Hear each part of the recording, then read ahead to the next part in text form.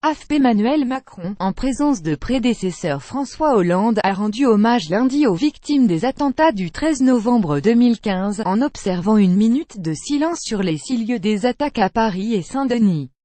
Le Stade de France, le Carillon et le Petit Cambodge, la Bonne-Bière et Casa Nostra, le Comptoir Voltaire, la Belle Équipe et enfin la salle de concert du Bataclan. Le même cérémonial, lecture du nom des personnes tuées, dépôt de gerbes, minute de silence, échange avec les familles de victimes, 16 répétés tout au long de la matinée en hommage aux 130 et plus de 350 blessés des pires attaques terroristes de l'histoire de France, revendiquées par l'organisation État islamique (EI). Les cérémonies ont débuté peu après 9 h à Saint-Denis, en présence notamment des ministres de l'Intérieur Gérard Collomb, de la Justice Nicole Belloubet, des présidents du Sénat Gérard Larcher et de l'Assemblée nationale François de Rugy, de la maire de Paris Anne Hidalgo et de la présidente de la région Île-de-France Valérie Pécresse.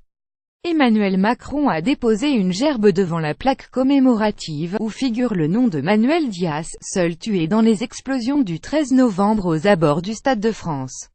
Le 13 novembre 2015, prédécesseur François Hollande y assistait au match de football France-Allemagne. Au Stade de France, quand claque la première détonation, nous ne savons pas si c'est un attentat. Il en faut une deuxième pour avoir la certitude qu'il s'agit d'une attaque terroriste.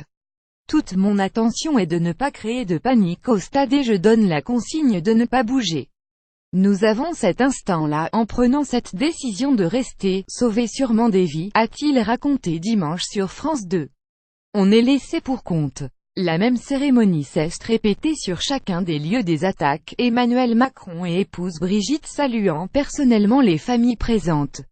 Michael Dias, fils de Manuel Dias, lui, s'est mis en retrait, refusant de saluer le chef de l'État. On n'a aucun interlocuteur depuis la suppression du secrétariat d'aide aux victimes par Emmanuel Macron, a-t-il déploré au micro de BFM TV.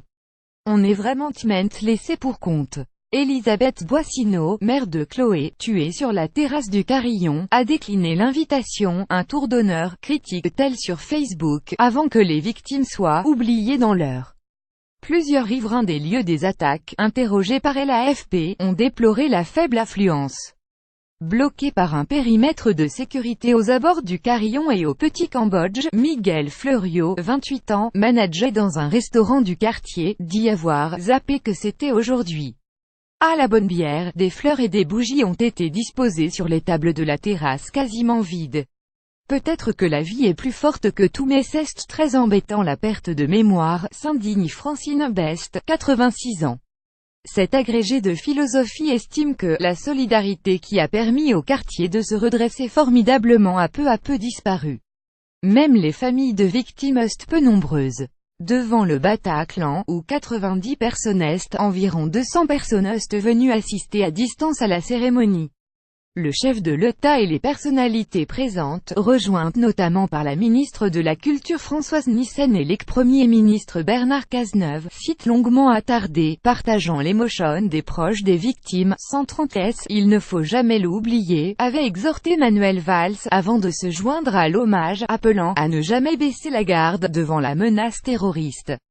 Le niveau de menace reste évidemment élevé, a confirmé Édouard Philippe, en particulier la menace intérieure, les défaites de l'organisation État islamique en Irak et en Syrie rendant probablement plus difficile d'organiser de là-bas des actions qui se passeraient chez nous. Après les tapes du Bataclan, en présence du groupe Eagles of Death Metal, Emmanuel Macron s'est joint à l'hommage public organisé par l'association de familles de victimes Life for Paris sur la place de la mairie du 11e.